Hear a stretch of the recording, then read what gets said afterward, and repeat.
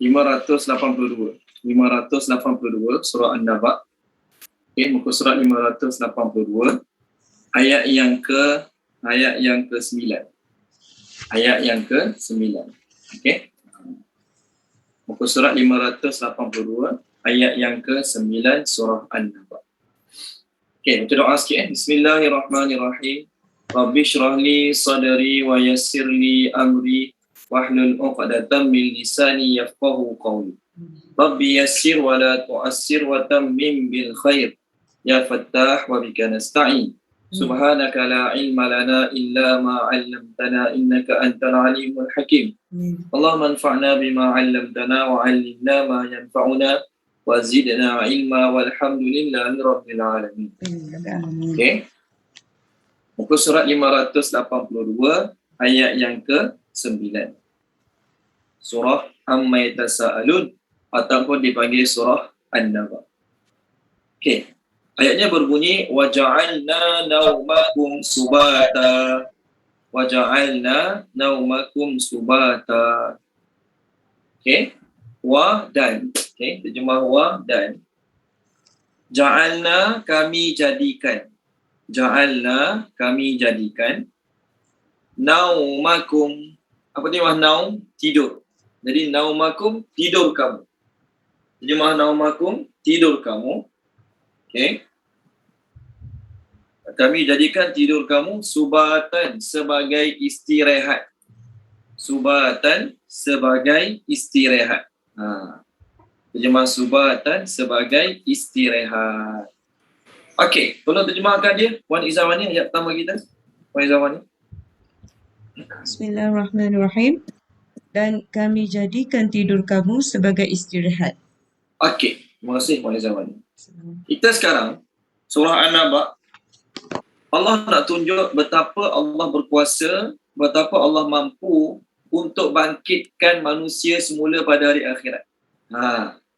Jadi dalam surah An-Naba ni Allah nak tunjuk 10 tanda kekuasaannya, 10 tanda kehebatannya kepada orang musyrikin Mekah, bahawasanya sebagaimana Allah boleh buat 10 perkara ni, tak susah bagi Allah, mudah sangat bagi Allah nak buat 10 perkara ni.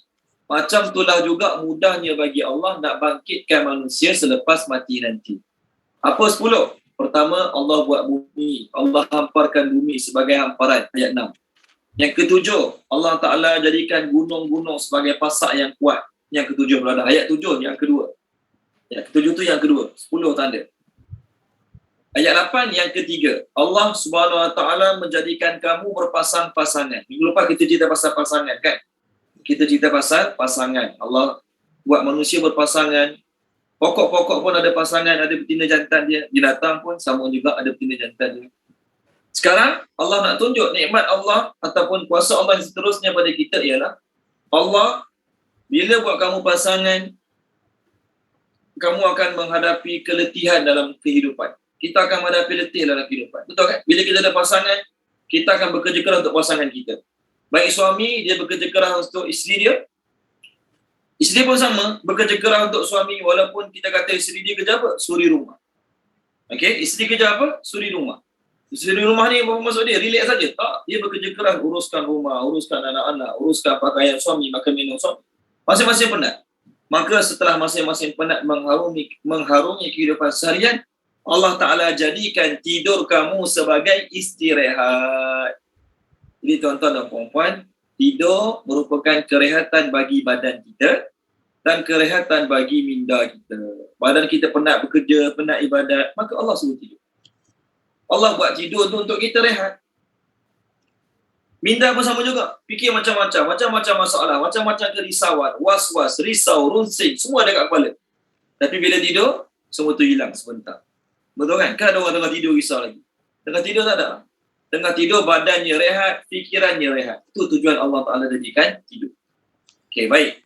Dalam ayat 9 ni kita nak bincang dua perkara. Pertama, tidur. Pertama, tidur. Naum ni, tidur yang nama naum ni dah biasa sangat dah. Sebab subuh-subuh dengar Tok Bilal azan kan. As-salatu khairum minan naum. Semayang itu lebih baik daripada tidur. Kita nak bincang tahap-tahap mengantuk sampai tahap-tahap tidur. Baik, tahap-tahap mengantuk sampai tahap-tahap tidur. Naum ni tidur. Naum ni tidur.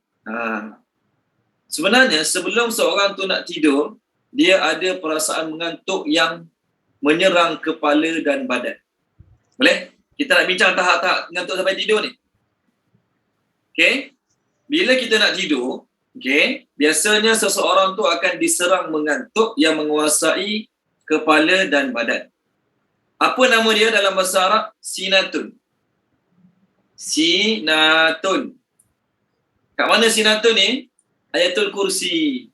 Allahu la ilaha illa huwal hayyul qayyum la ta'khudhuhu sinatun. Sinatun ni mengantuk. Kalau macam boleh, Puan Nur Zakiyah Ayatul Kursi, boleh? Kita biasa baca Ayatul Kursi malam-malam nak tidur baca Ayatul Kursi. Lepas solat baca Ayatul Kursi, jumpa perkataan sinatun. Malam ni kita nak tahu, sinatun tu apa dia sinatun? Muka surat 42, Puan Nur Zakiyah. Baik, ke surat 42. 42 ayat 25 ke? 255. 25. Baca sikit je. Okey. A'udzubillahi minasyaitonirrajim.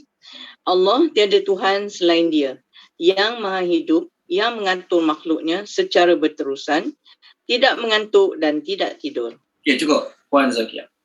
Jadi mengantuk kat sini apa dia? Sinatun. Boleh tulis. Tahap pertama sinatun. Sinatun ni apa? Mengantuk yang menguasai kepala dan badan. Masa tengah sinatun ni boleh drive lagi tau. Saya tak suruh drive, tapi kita kadang-kadang ngantuk, kita tengah-tengah drive rasa mengantuk. Rasa mengantuk, suruh orang sebelah bicik lah, buka lagu kuat-kuat lah. Okey, lepas tu makan gula-gula, kalau dalam kereta ada gula-gula, makan gula-gula. Lepas tu kalau nampak Petronas ke Shell ke, berhenti, beli kopi dulu. Jadi perasaan mengantuk yang menyebabkan kita bertindak sebagaimana saya sebut tadi tu, namanya sinatun. Jadi orang yang sinatun ni, orang yang sedang menghadapi sinatun ni, dia masih boleh mendengar, dia masih boleh melihat. Dia dengar lagi apa orang cakap. Dia nampak lagi depan dia. Dan kita kadang-kadang buat kereta mengantuk sangat, mata kita macam tu. Mata kita buat macam tu. Kita buat besar mata. Kita sedang lawan sinatun tu. Kita sedang lawan sinatun. Ini dipanggil permulaan mengantuk. Boleh? Tahap kedua mengantuk, dia panggil apa? Yang kat sini, orang putih terjemah sinatun ni slumber. S-L-U-M-B-E-R. Slumber. Saya pun tak tahu lah slumber tu mengantuk jenis macam mana bahasa Inggeris, saya tak tahu. Yang kedua, tahap mengantuk yang seterusnya, dia panggil apa? Nu'as. Nu'as. Ni aja dia. Tengok kat skrin saya je. Nun, Ain, Alif, Sin. Nu'asun. Nu'as. Mengantuk. Nu'as ni mengantuk. Datuk Osu tolong baca balik Datuk Osu. Kita tengok perkataan nu'as dalam surah Ali Imran. Dalam surah Ali Imran, Allah Ta'ala cerita tentang sahabat-sahabat dalam peperangan Uhud. Tengah-tengah perang Allah bagi mengantuk. Muka surat 70 Datuk Osu, muka surat 70. Muka surat 70. Boleh? Ayat 154, ayatnya panjang. Baca sikit je Datuk Osu. Sebab ayat dia atas sekali tu. Thumma anzala alaikum min ba'dil ghammi amanatan nu'asan. Nu'asan. Tolong baca Datuk. Tak dengar lah Datuk belum unmute-kan lagi. Tak dengar. Okey. Kemudian setelah kamu ditimpa kesedihan, Dia menurunkan rasa selamat kepadamu berupa rasa mengantuk yang meliputi segolongan daripada kamu. Sedangkan segolongan lagi telah dicemaskan oleh diri mereka sendiri. Mereka menyangka yang tidak benar terhadap Allah seperti sangkaan jahiliyah. Okey. Cukup Datuk. Ni ayat ni cerita pasal apa tahu? Cerita pasal perang Uhud. Tengah-tengah perang, Allah bagi sahabat rasa mengantuk. Apa hikmah? Satu soalan nak tanyalah. Apa hikmah, apa faedah dengan perang Allah bagi mengantuk ni? Apa hikmahnya, apa faedahnya dengan perang Allah bagi mengantuk ni? Hikmahnya ialah nak bagi tenaga baru. Ni operator panggil power nap. Power nap ni. Allah bagi power nap. Tengah-tengah perang Allah bagi mengantuk. Abdullah bin Mas'ud kata, mengantuk dalam peperangan adalah daripada Allah. Suasana hidup atau mati ni dalam peperangan ni. Suasana leka sesaat pun kena anak panah. Leka sesaat pun kena pedang, kena senjata. Tapi mereka Allah Ta'ala boleh beri mengantuk dalam peperangan. Mengantuk. Jadi Abdullah bin Mas'ud kata, mengantuk dalam peperangan adalah daripada Allah. Hadiah daripada Allah. Manakala mengantuk dalam ibadat adalah daripada syaitan. Okey? Jangan pula dengar ceramah tidur, ni hadiah daripada Allah. Okey? Okey, baik. Sehingga kan dalam riwayat mengenai peperang Uhud, ada sahabat-sahabat kata, saya lupa dah nama sahabat yang kata tu, kami angkat pedang, jatuh daripada tangan. Ngantuk sangat tengah perang, angkat pedang jatuh daripada tangan. Sehingga kan kebanyakan daripada kami, dagu-dagu kami rapat ke dada kami. Okey, tengah-tengah perang, suasana perang ni, tidur ngantuk tu sampai tutup mata, dagu rapat kat dada. Ini dia panggil nu'as, tahap ngantuk yang lagi tinggi pada nombor 1 tadi. Jadi nu'as ni, orang ni mata dia dah tertutup, tapi telinga masih boleh mendengar lagi. Kita kadang-kadang lelaki lah, biasanya dengar khutbah Jumaat, ngantuk sangat. Mata dah tutup habis lah, tapi telinga dengar lagi orang cakap. Tu yang kadang-kadang bila komat boleh bangun. Sedar. Dia sedar orang komat. Mata tutup rapat. Okey, baik. Ni tahap ngantuk yang kedua dia panggil nu'as. Boleh? Tahap ngantuk yang ketiga, okey, lepas pada ni barulah namanya naum. Naum ni tidur biasa. Naum ni tidur biasa. Tidur biasa naum. Kita tidur malam-malam tu namanya naum lah. Kita tidur malam-malam tu, tengah-tengah tidur dengar anak menangis. Bangun. Tengah-tengah tidur dengar orang tengah loceng, bangun. Tengah-tengah tidur dengar bunyi jam loceng kat telefon, bangun. Itu namanya naum. Tidur biasa kita buat malam-malam. Naum. Boleh? Tahap lagi teruk pada naum dipanggil tidur mati. Tidur mati ni bahasa nak panggil apa? Rukud. Ra, qaf, waw, dal. Rukudun. Kat mana rukud ni? Surah apa rukud? Al-Kahfi. Kalau baca boleh? Puan ni. Surah Al-Kahfi. Saya cari tu surah sekejap. 297 tak silap saya, ataupun lebih sikit pada tu. Sorry, 295. Yes, 295. Ayat 18. 295 ayat 18. Dia panggil rukud. Ayatnya berbunyi, okay, semua tengok kalau boleh. Wa tahsabuhum aiqazan wa hum rukud. Bismillahirrahmanirrahim. Dan engkau menyangka mereka itu tidak tidur, padahal mereka tidur, dan kami bolak-balikkan mereka ke kanan dan ke kiri, sedangkan anjing mereka membentangkan kedua lengannya di depan pintu gua. Dan jika kamu menyaksikan mereka, tentu kamu akan berpaling melarikan diri daripada mereka, dan pasti kamu akan diselubungi ketakutan terhadap mereka. Siapa Ashabul Kahfi. Ashabul Kahfi tidur dalam gua tu berapa lama? 309 tahun. Kat luar tu berlakulah apa saja. Perang dunia ke, gempa bumi ke. Okey. Apa saja berlaku kat luar gua tu dia orang tak sedar langsung. Allah tidurkan mereka selama 300 tahun. Bayangkan Allah Ta'ala dia panggil apa ni? Guling-gulingkan mereka. Tadi, Puan Nik baca tadi. We turn them on side the right and on side the left. Bayangkan tengah tidur, guling ke kiri, guling ke kanan. Apa tujuan guling kiri, guling kanan? Ini surah Kahfi nantilah. Apa tujuan dia? Pertama, untuk elak cahaya matahari. Yang kedua, untuk mengelakkan daripada kena bed sore. Orang putih panggil bed sore kan? Bed sore tu nak terjemah macam mana? Tak tahu bahasa kedoktoran ni.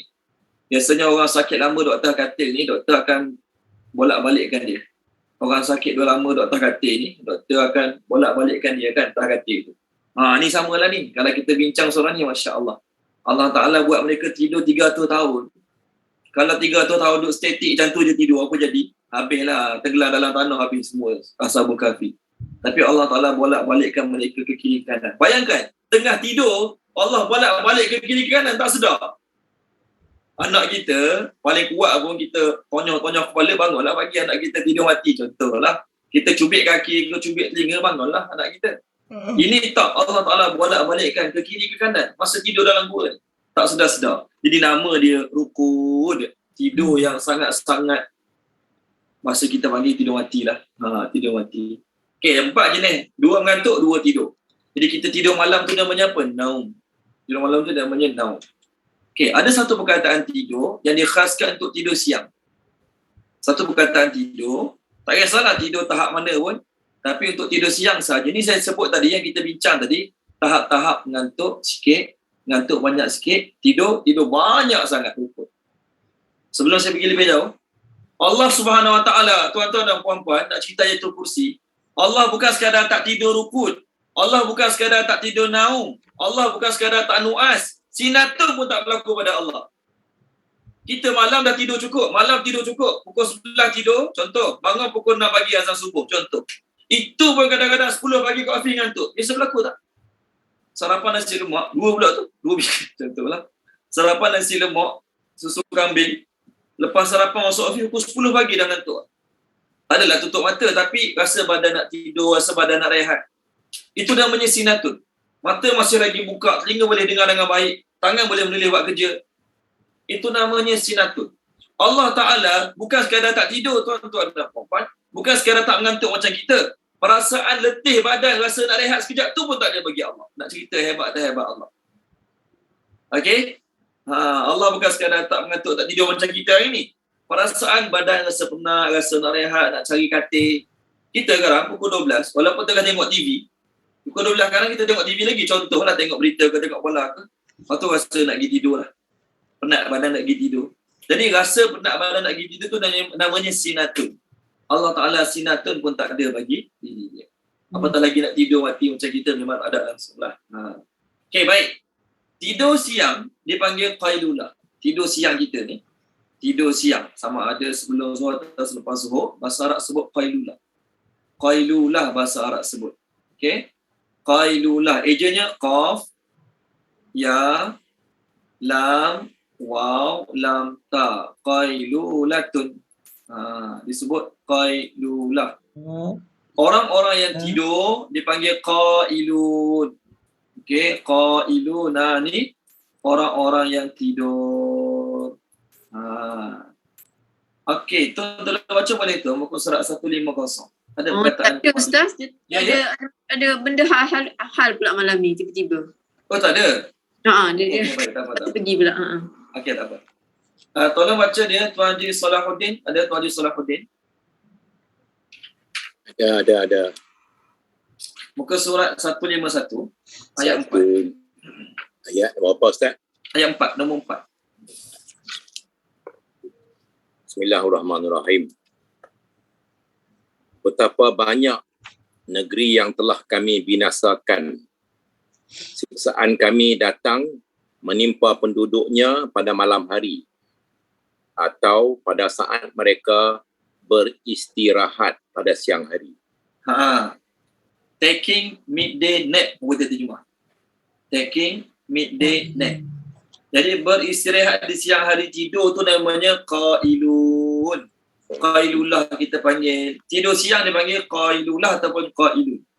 Tidur malam, tak kisahlah jenis tidur mati ke, tidur sikit-sikit ke, tidur ayam ke. Tidur malam, bahasa Arab sebut yahja'un. Ni eja dia. Ya, ha, jim, ain, waw, nun, yahja'un. Ni tidur malam. Okey, jadi naum ni tadi tidur. Siang pun boleh panggil naum, malam pun boleh panggil naum. Tidur tadi. Dalam kelas, dalam masjid, dalam ceramah tidur, panggil naum. Tak ada masalah. Tapi khas untuk tidur siang dipanggil qailun. Khas untuk tidur malam dipanggil yahja'un. Okey, ni bahasa Arab. Kita panggil luas bahasa Arab. Tolong terjemahkan dia boleh. Puan Salmah Kasim terjemahkan boleh, Puan Salmah. Surah Az-Zariyat. Muka surat berapa Ustaz? Kejap saya cari. Muka surat 521. 521. Sifat-sifat ahli syurga ni malam sedikit tidur, banyak ibadat. Muka surat 521 ayat 15 sampai 17. 15 sampai 17. Bismillahirrahmanirrahim. Sesungguhnya orang-orang yang bertakwa berada di dalam taman-taman syurga dan mata air. 16. Mereka mengambil apa yang diberikan oleh Tuhan kepada mereka. Sesungguhnya mereka sebelum itu di dunia adalah orang-orang yang berbuat baik. 17. Mereka sedikit sekali tidur pada waktu malam. Okey, terima kasih Puan Salma. Mereka sedikit sekali tidur pada waktu malam. Jadi apa perkataan tidur tu dalam bahasa Arab ni? Kanu qalilan minal laili ma yahja'un. Mereka sedikit daripada waktu malam mereka tidur. Jadi tidur untuk malam sahaja dipanggil yahja'un. Ha, jim, ain tu huruf asalnya yahja'un. Nampak? Ni, kita kata luasnya bahasa Arab. Tidur siang saja namanya qailun. Tidur malam saja namanya yahja'un. Keseluruhan tidur tak kisahlah siang ke malam ke pagi ke petang dipanggil naum. Naum ni umum lah. Naum ni umum. Ngantuk sikit-sikit sinatun. Ngantuk banyak sikit dipanggil nu'asun. Dipanggil nu'asun. Nabi sebut dalam hadis, apabila salah seorang kamu mengantuk, janganlah dia semayang. Taklah dia tidur dulu. Kerana dia tak sedar, takut-takut dalam semayang dia sedang membaca doa ataupun sedang mencela diri dia. Nabi sebut dalam hadis. Siapa ngantuk sangat jangan semayang, tidur dulu. Bukanlah tidur sampai 4-5 jam kan. Tidur untuk rehat sekejap, pergilah ngantuk. Baru semayang. Sebab apa? Takut nanti dia semayang baca tak apa-apa. Kita mungkin pernah alami. Ngantuk sangat, baca Fatihah tak habis-habis. Ngantuk sangat, tak tahu baca apa. Rakaat pun tak tahu ke berapa. Jadi untuk dapatkan kerehatan tu, maka kena tidur sekejap. Okey, baik. Balik semula ayat kita sekarang. Untuk sahabat-sahabat baru masuk, kita surah Amma Yatasa'alun, muka surat 582, ayat yang ke-9. Ayat ke-9 terjemah dia, dan kami jadikan tidur kamu sebagai istirahat. Subata. Tuan-tuan, daripada perkataan subata ni keluar perkataan apa? Saya tulis kat skrin Ayat kita, waja'alna naumakum subata. Daripada perkataan subata ni, apa root word dia? Sin, bata. Daripada huruf sin, bata, keluarlah perkataan Sabtu. Sabtu? Esok Sabtu? Daripada subata kita sekarang ni, keluarlah perkataan Sabtu. Daripada perkataan Sabtu inilah keluarnya hari bagi orang Yahudi dipanggil hari apa? Hari apa? Orang Yahudi? Ya? Sabbath day. Sabat day, yes. Untuk orang Yahudi, hari Sabtu mereka panggil Sabbath day. Hari untuk rest. Hari yang mana mereka khususkan tak boleh kerja, hari untuk makan, ibadat. Itu je.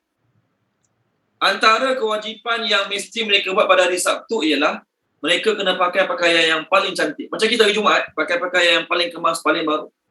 Mereka kena makan sekurang-kurangnya 3 kali pada hari tersebut. Sebagaimana kita meraihkan hari raya Aidilfitri, Adha makan kan dengan baik, mereka pun sama juga. Hari itu kena makan.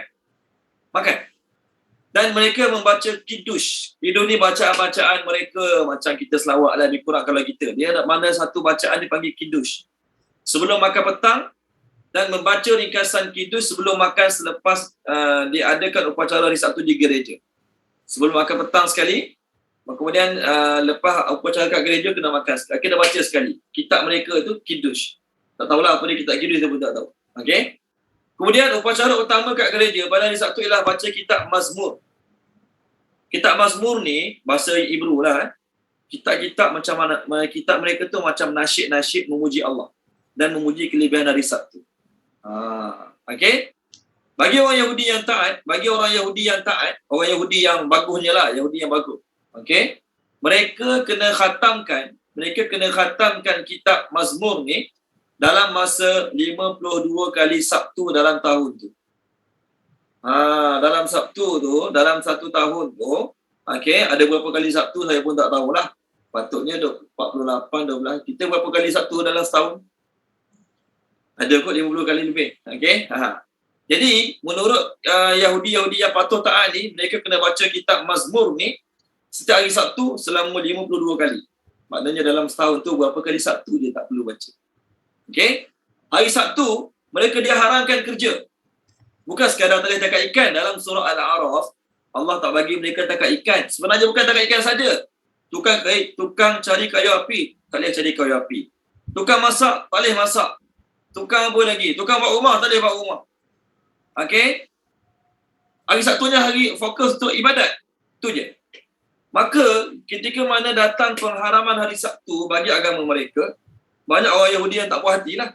yang meniaga tak puas hati, yang kerja tak puas hati, kerana memberi efek pada ekonomi mereka. Keturunan Bani Israel pada zaman dulu, mereka akan memperingatkan sama mereka tentang hari Sabtu, hari ibadat. Menurut Nabi Izkil, Nabi Izkil ni namanya tak ada dalam Quran, tapi ceritanya ada. Nama Allah tak sebut Nabi Izkil dalam Quran. Nama Allah tak sebut. Tapi cerita pasal dia ada. Menurut Nabi Izkil, kemukaan Allah kepada Bani Israel bermula ketika mana mereka menceroboh kesucian hari Sabtu. Ada seorang Yahudi yang masuk Islam. Dia keturunan Yahudi masuk Islam. Nama dia Maryam Jamilah. Dia famous lah kat US. Kat US ni dia speaker yang bagus lah, yang cerita kat orang luar tentang Islam. Dulu dia Yahudi. Dia masuk Islam. Nama dia Maryam Jamilah. Dia kata, ketaatan orang Yahudi ni berlegas sekitar hari Sabtu.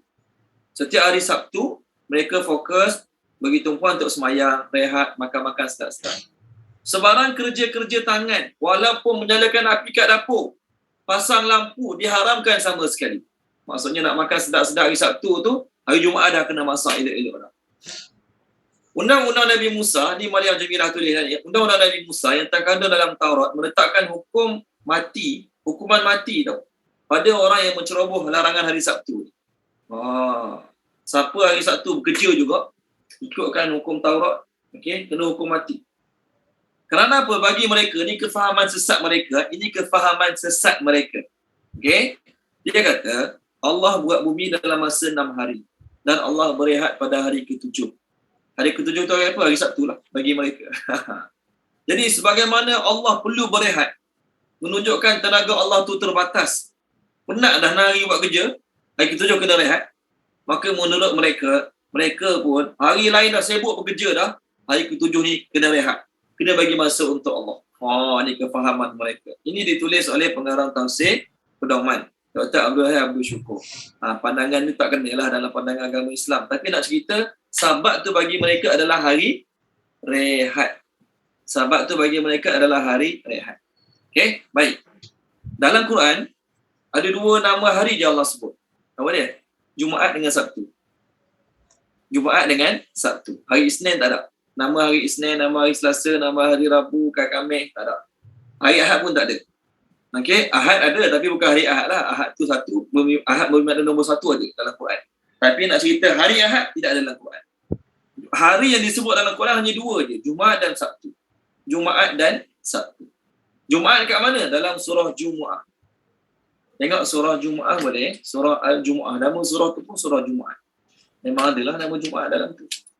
Tolong baca dia boleh. Puan Maisarah Mokhtar. Tolong baca Puan Maisarah. Buku surat 554. 554. Buku surat 554.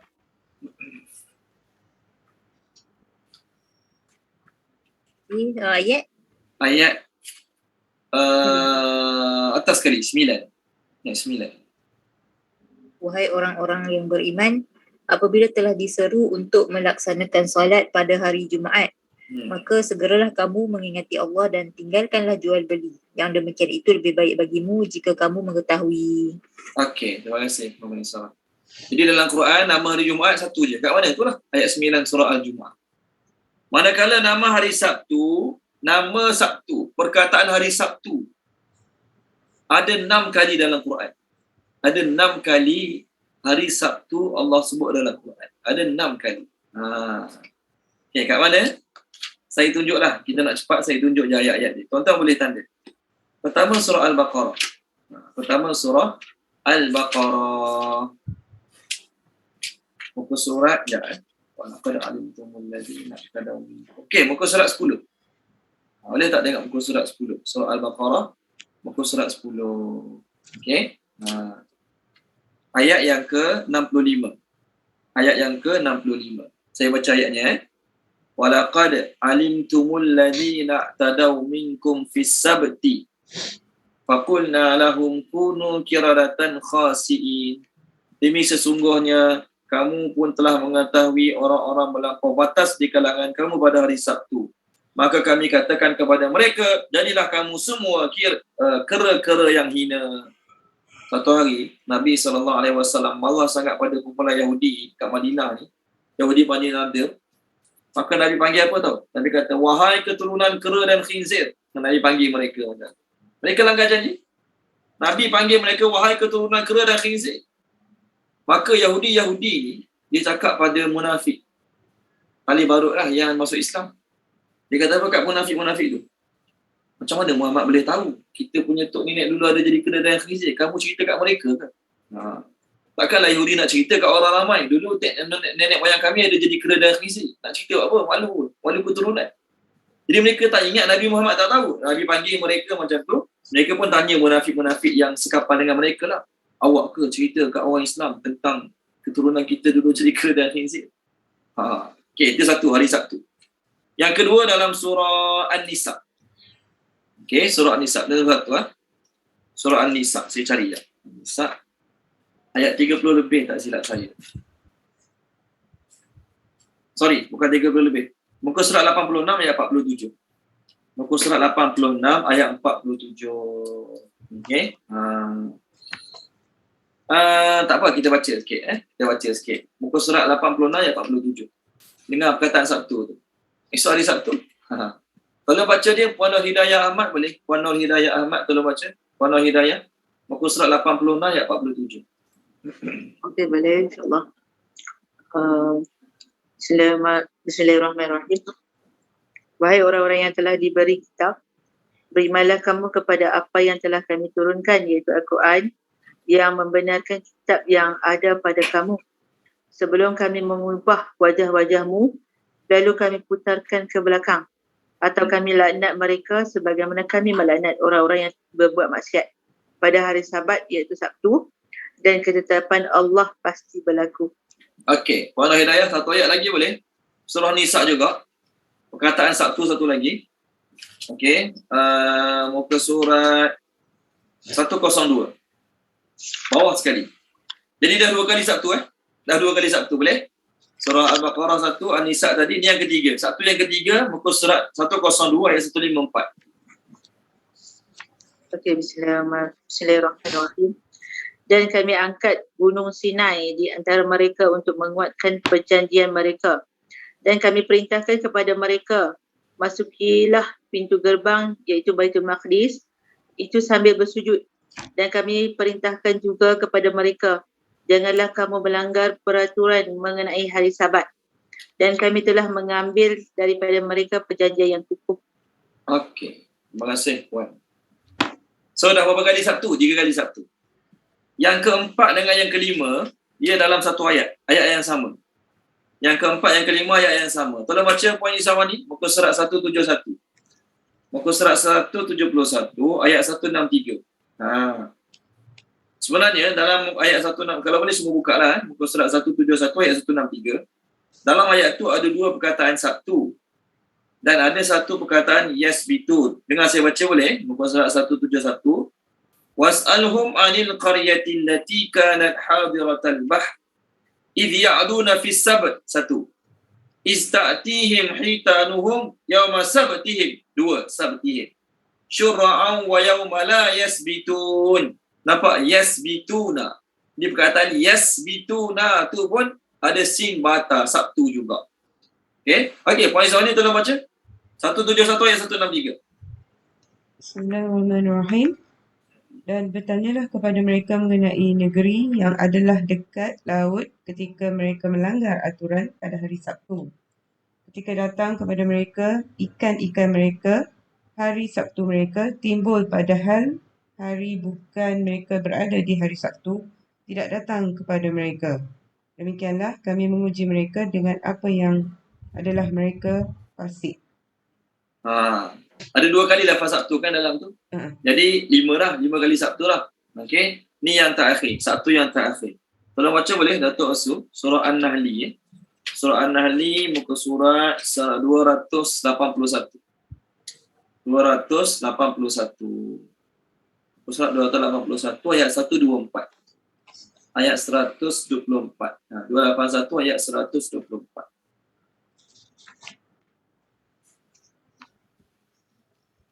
Ayat 124. Ya, 124. Betul?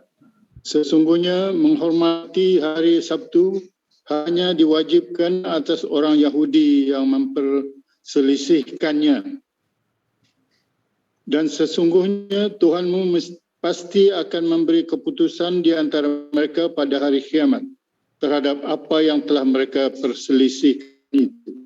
Okey, terima kasih Datuk. Perintah menghormati hari Sabtu ni untuk Yahudi je. Kita tak ada. Kita hari apa? Kita muliakan Jumaat. Itu pun tak ada pantang larang. Nak kerja boleh, nak tidur boleh, nak bercuti boleh. Yang penting sebenarnya Jumaat. Itu yang penting. Jadi hari kebesaran orang Islam adalah hari Jumaat.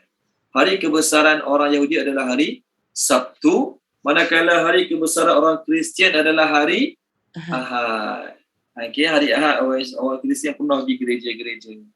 Jadi itu 6 perkataan Sabtu dalam Al-Quran. Baik. Ayat kita sekarang Allah kata waja'alna naumakum subata. Kami jadikan tidur kamu untuk berehat.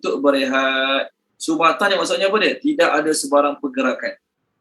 Kita tidur tu, masa tu tubuh kita betul-betul rehat. Sebab tu, tuan-tuan dan puan-puan, tak bagus makan sebelum tidur. Kenapa? Saya bukan doktor. Okay? Tapi saya dengar ceramah. Kenapa tak bagus makan sebelum tidur? Haram ke? Tak haram tak berdosa Tak bagus sebab, bila kita makan sebelum tidur, badan kita tidur, tapi perut kita masih bekerja. Itu point dia.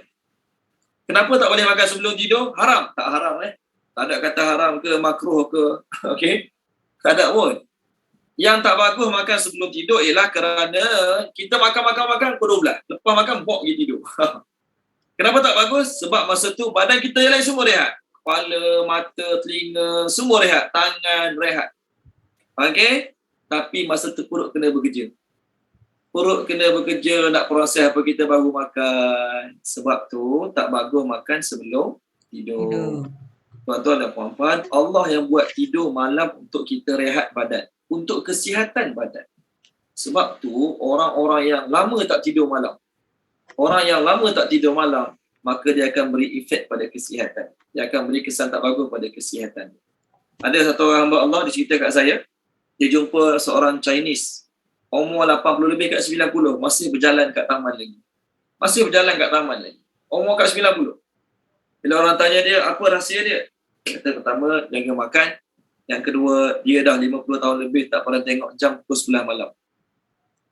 Dia dah 50 tahun lebih tak pernah tengok jam pukul 11 malam. Okey? Maksudnya apa? Tidur sebelum pukul 11. Okey? Kita pukul 11 baru start perlawanan bola. Manchester City lawan Kelantan. Macam mana nak tidur? Contohlah. Pukul 11 baru nak start cerita sedap. Pukul 11 baru nak tengok bola. Jadi pukul 11 baru tengok bola, pukul 12 baru habis. Pukul 12 baru nak tidur, nak tajuk apa ni? Jadi tidur awal. Salah satu cara terbaik jaga kesihatan adalah tidur awal. Telefon kita pun tak tutup lama. Orang beli telefon kan, kita beli telefon baru. Kedai telefon tu cakap apa?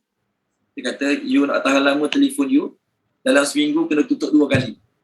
Telefon kita yang kita guna pagi, petang, siang, malam, telefon kita ni, nak bagi tahan lama, seminggu kena tutup sekurang-kurangnya 2 kali. Bagi dia rehat. Kita guna, cas guna, seminggu sekurang-kurangnya bagi dia rehat 2 kali tutup. Tu telefon. Kena rehat juga. Kita pun Allah Ta'ala buat hari-hari kena rehat. Malam-malam kena rehat. Apa tujuan dia? Untuk kerehatan badan, kerehatan minda dan sebagainya. Okey, orang sakit demam tu, doktor bagi ubat sesama. Apa fungsi ubat sesama? Tidur. Tahu kan? Tidur. Jadi bila tidur, badan kita akan lebih dapat rehat yang secukupnya. Okey, baik. Allah SWT ciptakan malam untuk tidur. Itu yang ada ayat Quran kita baca tadi. Ibadat itu macam mana? Tuan-tuan dan puan-puan, malam adalah malam Allah Ta'ala ciptakan untuk tidur kalau kita tidak mahu ibadat. Sebaliknya, kalau kita guna makan malam untuk ibadat, malam tu juga akan jadi sumber ketenangan bagi diri kita. Malam pun boleh jadi ketenangan, tuan-tuan dan puan-puan. Jadi ketenangan waktu malam ni 2 je. Pertama ibadat, kedua tidur. Tengok bola, sembang, makan-makan, tak. Allah tak jamin ketenangan. Okey, kita tengok Allah buat malam untuk tidur. Tolong baca dia, Puan Nur Zakiyah boleh? Puan Nur Zakiyah tolong baca. Ayat surah apa ya? Al-Qasas, surah Al-Qasas. Malam Allah Ta'ala buat untuk tidur untuk dapat ketenangan. Untuk dapat ketenangan. Saya cari buku surat. Al-Qasas 396, 394. Okey, ni 394. Page 394. Puan Zakiah, 394. Ayat 73. 73. A'udzubillahi minasyaitonirrajim. Dan kerana rahmatnya dia jadikan untukmu malam dan siang agar kamu beristirahat pada malam hari dan agar kamu mencari sebahagian kurniaannya pada siang hari serta agar kamu bersyukur kepadanya. Okey, baik. Terjemah yang Puan Zakiah baca istirahat. Betul kan? Tak salah terjemah tu. Tapi apa perkataan rehat dalam ayat tu?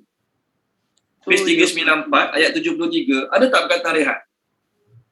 Cuba tengok bahasa Arab dia. Ada perkataan rehat? Mana ada?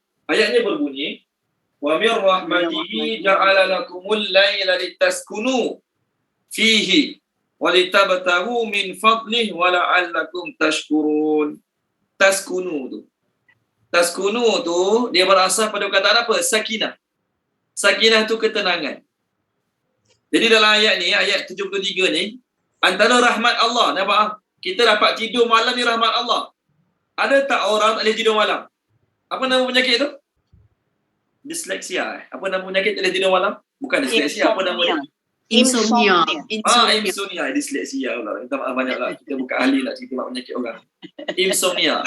Sorry Disleksia tu benda lain. Orang tak boleh tidur malam.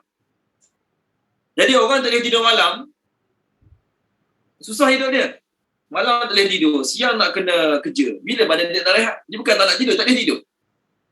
Jadi antara rahmat Allah, Allah buat malam bagi kamu, kamu dapat tidur, dapat rehat. Masya Allah.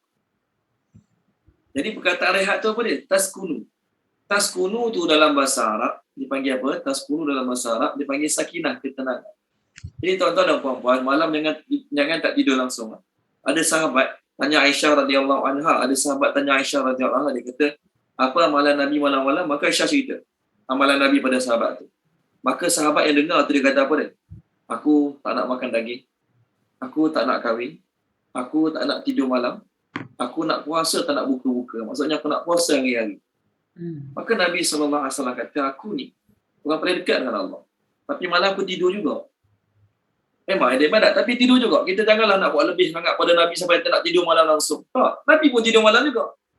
Oh, aku nak puasa hari-hari. Tak ada hari yang aku tak nak puasa. Tak, Nabi kata aku ada hari puasa, ada hari aku tak puasa. Aku tak nak kahwin. Sahabat tu ada seorang tu, aku tak nak kahwin. Kahwin ni kan masa kurang untuk ibadat. Maka Nabi kata aku dekat dengan Allah, aku pun kahwin juga. Aku tak nak makan daging, ada sahabat tu kata. Nabi kata aku pun makan daging juga. Ini hidup ni jangan semangat sangat. Kita yang tidur, kita yang makan. Orang lain kahwin, kita pun kahwin. Janganlah bagi rasa saya nak ibadat. Makan, tidur, kahwin itu semua memberi efek pada ibadat saya. No. Allah buat kita perlu makan, tidur dan sebagainya, kita buat macam ni. Okey, baik. Tuan-tuan, ada satu ayat. Ayat yang kita baca 73 ni. Ayat yang kita baca 73 ni. Surah Al-Qasas tadi yang Puan Zakiah baca. Di antara rahmat Allah, Allah jadikan bagi kamu malam dan siang. Malam dan siang. Untuk kamu berehat, maksud berehat tu waktu malam, dan untuk kamu cari rezeki siang. Betul kan? Mudah-mudahan kamu bersyukur. Sebab tu tuan-tuan, bangun tidur baca doa apa bangun tidur? Apa doa bangun tidur? Alhamdulillah. Kan? Kenapa Alhamdulillah? Pertama kerana aku ni orang yang Allah bagi tidur. Yang kedua, aku di kalangan orang yang Allah Ta'ala bagi bangun lagi hari ini. Aku di kalangan orang yang tidur-tidur Allah bagi bangun lagi hari ini. Sebab ada kawan-kawan kita yang tidurnya tak bangun-bangun. Kan? Ramai je macam tu. Masya Allah. Tolong baca boleh?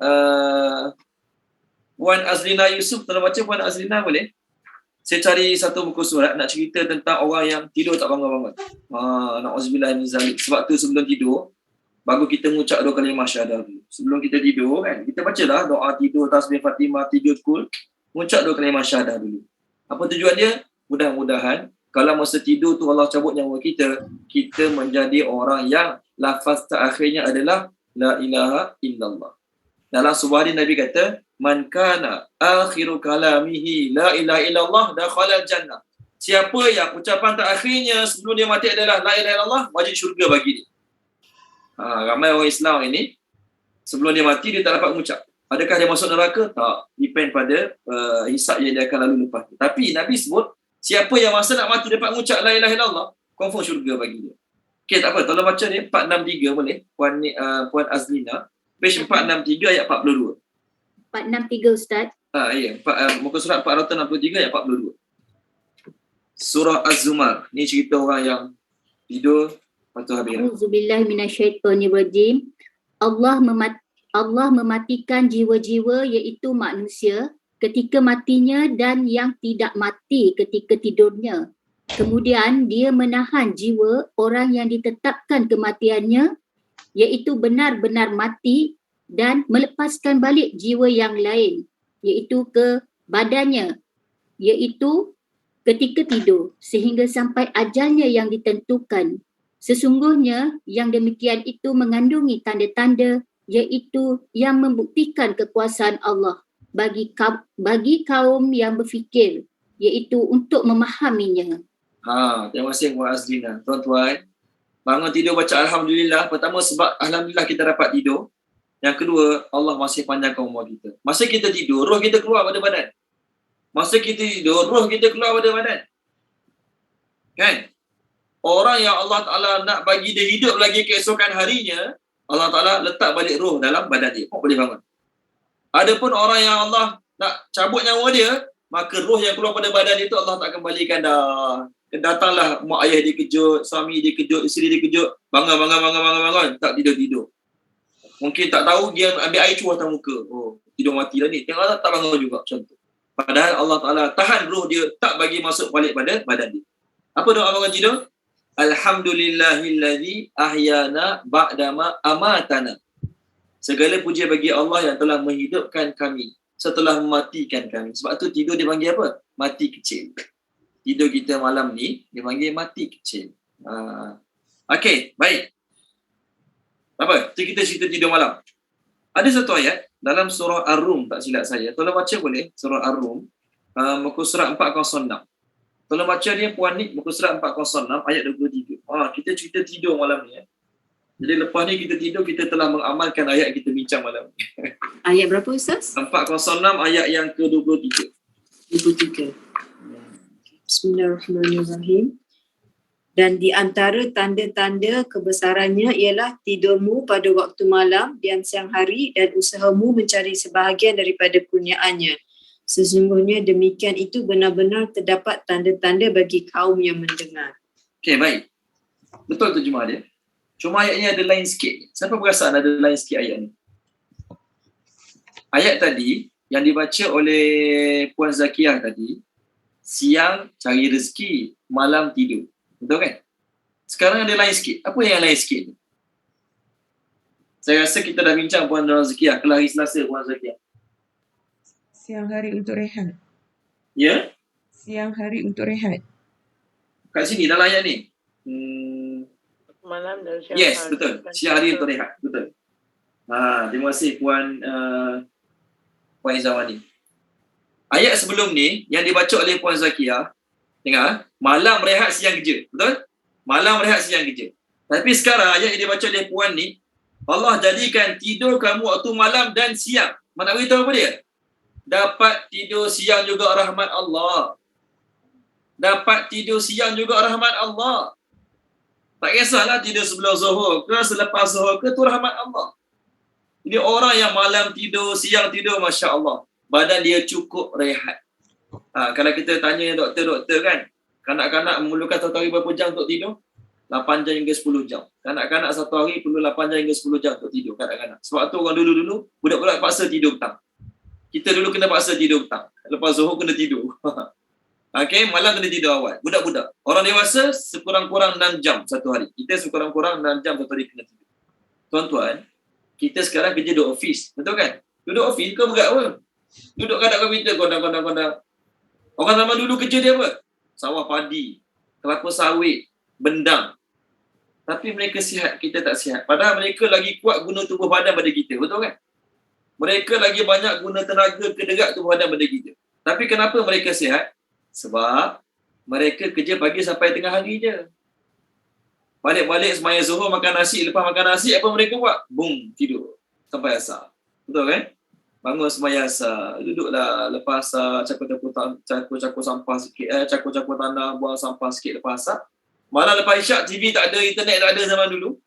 Malam lepas isyak, TV tak ada, internet tak ada, Astro tak ada, apa mereka buat? Boom, tidur awal.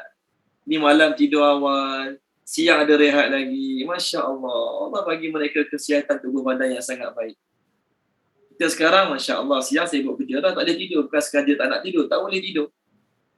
Okay? Malam, sibuk dengan telefon, sibuk macam-macam, tidur lambat lagi. Lepas tu macam-macam penyakit lah harapan. Allah sebut yang malam ni kita bincang, Allah jadikan malam kamu untuk rehat. Jadi malam cakap pada diri kita, apa yang kita nak buat malam sekarang yang sia-sia, jangan buat. Tidur dulu. Esok pagi baru fikir benda lain nak buat. Okay? Jadi usahakan perkara-perkara yang kita biasa buat lewat malam ni, kalau boleh settlekan sebelum asar.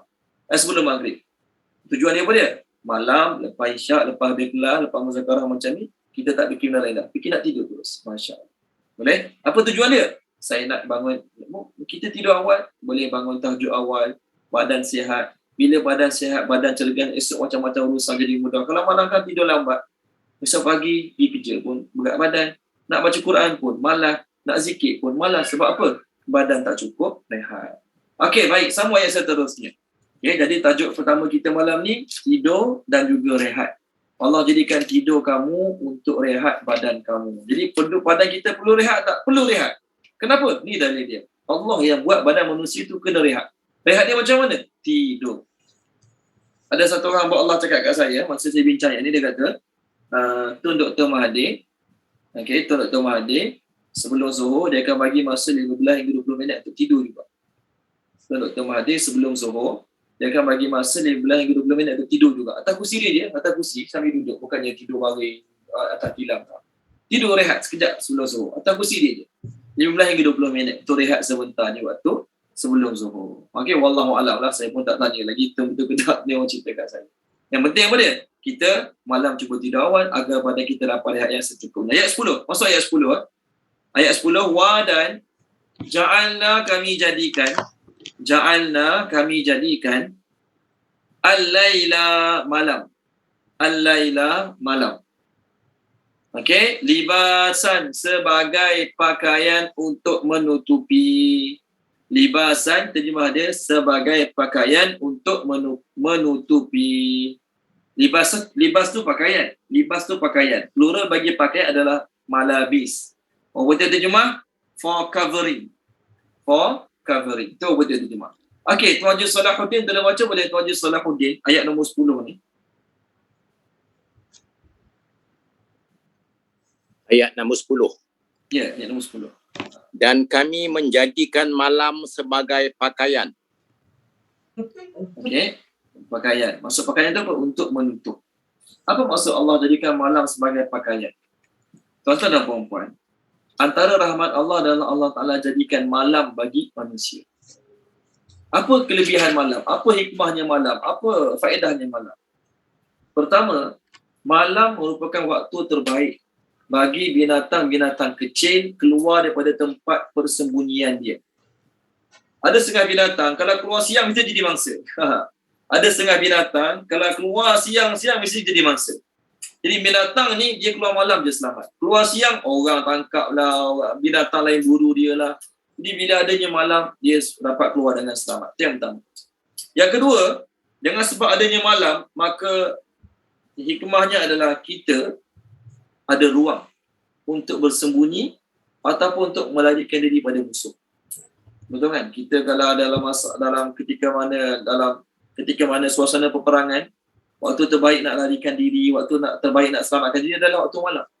Waktu malam tu pakaian yang menutupi, orang tak nampak. Nak lari senang, nak apa semua senang. Yang ketiga, ada perkara-perkara yang tak sesuai buat waktu siang. Ada perkara-perkara yang tak sesuai buat waktu siang. Sesuai waktu malam je. Okey, kita semua dah kahwin kan? Senang cerita jima. Bila Allah Ta'ala jadikan waktu malam, maka waktu yang sesuai untuk suami isteri jima waktu malam. Siang haram ke? Tak boleh, dia tak ada masalah pun. Tuan-tuan, Kita kat Malaysia ni je, kat Malaysia ni rumah kita sekurang-kurang 2 bilik. Betul kan? Rumah kita sekurang-kurang 2 bilik. Kecuali orang yang beli studio, dia buat rumah satu bilik. Ada satu tempat tu, kita pergi rumah dia 1 bilik je. Macam mana rumah 1 bilik? Dia kata bangunan ni sebenarnya buat untuk office. Tapi orang tak sewa untuk office, dia sewa untuk penyewa biasa. Jadi dia sewa, dia jadikan rumah 1 bilik je. At least ada juga bilik. Saya pergi India, rumah orang Islam kat India, rumah orang Islam kat dia petak 4 segi. Masuk rumah orang Islam kat India, petak 4 segi. Tak ada bilik. Masuk rumah dia orang miskin, orang susah. Masuk rumah dia, ujung ni tilam, ujung sana dapur. Anak 3 orang, 4 orang. Anak 3 orang, 4 orang. Rumah petak, tak ada bilik. Toilet mana toilet? Toilet luar rumah. Kena pergi jauh dalam belukar hutan sikit, tu tempat buang air. Laki ke perempuan ke, ada tempat-tempat khas dia. Masya Allah, kesian. Orang Islam tu bukan orang Islam. Bukan orang Islam, tempat bukan orang Islam. Jadi masa tu kita terfikir macam mana suami isteri nak menyelesaikan ataupun kehendak masing-masing, nak jimat. Macam tu. Kita kat Malaysia ada banyak bilik, tak ada masalah. Senang ceritalah kalau kita pergi haji umrah ada bilik berkat. Senang cerita, tak ada masalah. Zaman tu ataupun perumahan yang rumah petak saja. Jadi kelebihan Allah buat malam, maka ada perkara-perkara yang waktu siang tak sesuai, maka sesuai dibuat pada waktu malam. Jadi Allah Ta'ala jadikan malam sebagai hikmah untuk banyak makhluk-makhluknya termasuk manusia. Okey, baik. Allah Ta'ala ciptakan, maafkan saya, Allah Ta'ala sebut tidur tadi. Tadi ayat 9 Allah sebut tidur, betul kan? Lepas tu ayat 10 Allah cerita pasal malam. Apa signifikan dia? Allah nak beritahu waktu terbaik untuk tidur adalah waktu malam. Tuan-tuan, kalau malam ni kita tak tidur, contoh. Malam kita tak tidur, esok kita cover balik. Lepas solat subuh, boom, tidur balik. Sebab nak cover lah, malam ni kita tak tidur. Esok lepas subuh kita cover balik. Bangun zuhur, semaya zuhur, lepas zuhur, tidur balik. Lepas asar baru bangun. Sama tak kesan dia macam tidur malam? Tak sama. Tak sama. Sebab tu saya seboleh-boleh nak mengelak awak ajak travel waktu malam. Travel start 12 malam, 10 malam. Minta maaf lah. Biarlah ngadak je 8 jam pun jadi siang hari. Biarlah ngadak je 8 jam balik kampung jadi siang hari. Nak drive malam-malam 10 sampai 4 pagi, 5 pagi. Seboleh-boleh saya elakkan. Tak minat. Tak nak. Walaupun esok pagi tu mungkin boleh rehat pagi sampai petang. Tak nak. Allah Ta'ala buat waktu terbaik tidur adalah waktu malam. Okey? Siang bukan tak boleh tidur. Boleh tidur. Tapi tak sama kesan tidur siang dengan tidur malam. Rehat terbaik bagi badan adalah waktu tidur malam. Okey, baik. Ayat yang seterusnya. Okey. Kemudian dalam tidur, maafkan saya, dalam tidur, biasanya kita masa kita tidur, kita tak sedar.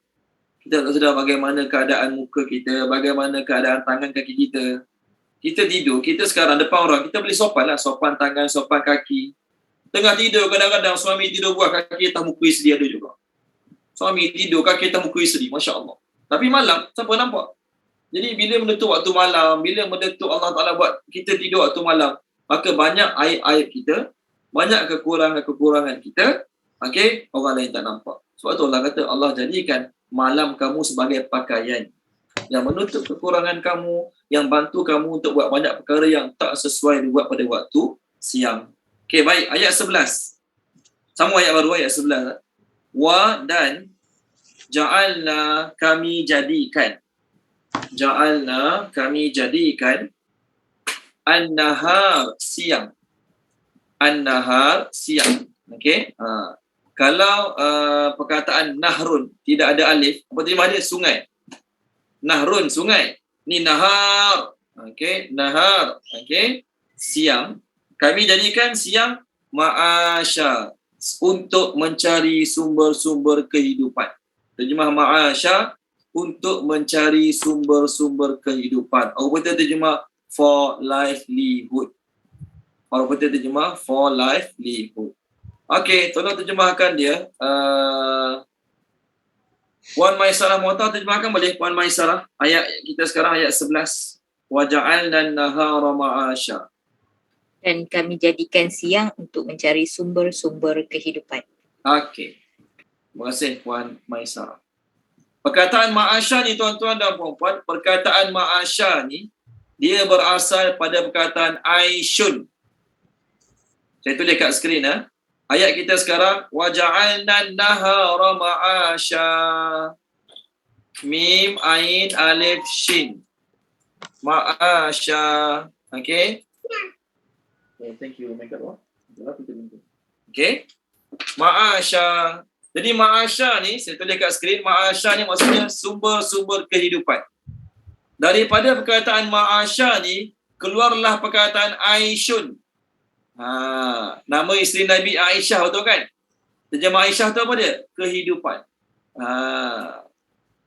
Ada orang nama Aish, ada orang letak nama anak dia Aish. Imam Muda Ashraf, dia punya baju dia, butik dia nama apa? Aish Ashraf. Aish Ashraf. Jadi Aish tu apa? Kehidupan. Aishun tu kehidupan. Orang nama Aisyah tu terjemah dia kehidupan. Aishun tu kehidupan. Boleh? Aishun kehidupan. Jadi ma'ash kehidupan. Jadi mana-mana perkataan yang ada kaitan dengan ni, Ain, Alif, Shin, Ain, Ya, Shin, semua memberi makna kehidupan. Semuanya memberi makna kehidupan. Okey, baik. Allah Subhanahu Wa Taala jadikan siang sebagai untuk mudah mencari sumber-sumber kehidupan. Siang-siang bercucuk tanam senang, siang-siang kerek kelapa sawit, siang-siang buat apa lagi? Cari kayu api, siang-siang tangkap binatang, siang-siang berkebun, siang-siang berniaga.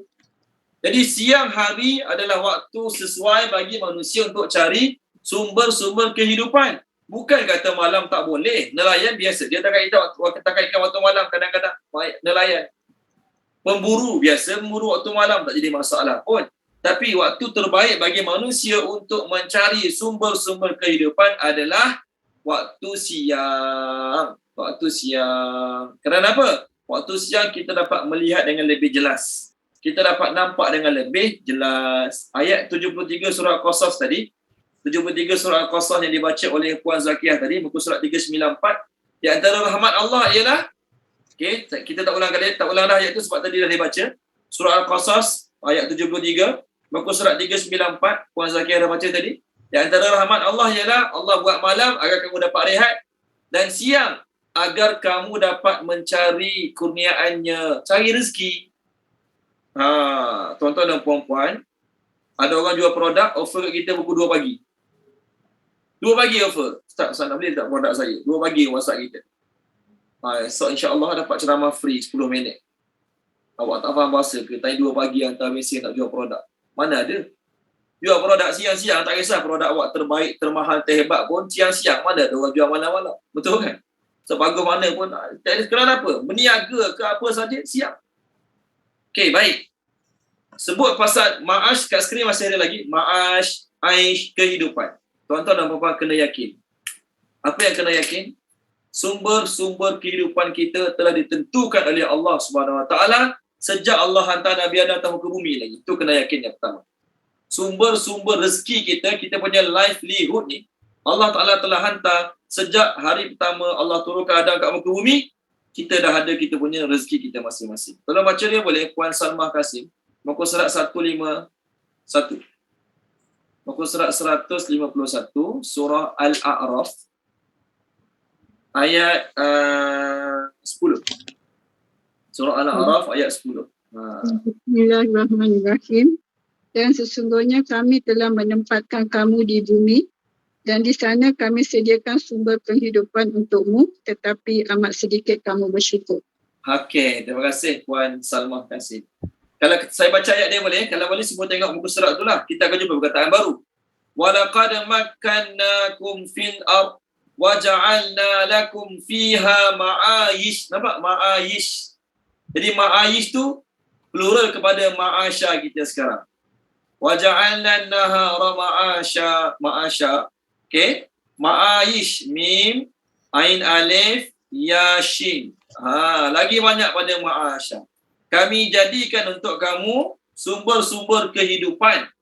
Kat mana Allah letak kita, ada sumber kehidupan kita. Kita oleh kerana kita dah biasa lama duduk kat Malaysia, kalau satu hari tercampak kat benua Afrika, pening kita nak hidup kat sana, tak biasa hidup. Macam mana nak hidup? Tuan-tuan, ada orang kat Afrika umur 80 tahun, boleh hidup? Macam mana dia makan? Allah berkuasa untuk bagi dia makan. Kita tak tahu. Cerita pengalaman. Boleh cerita pengalaman?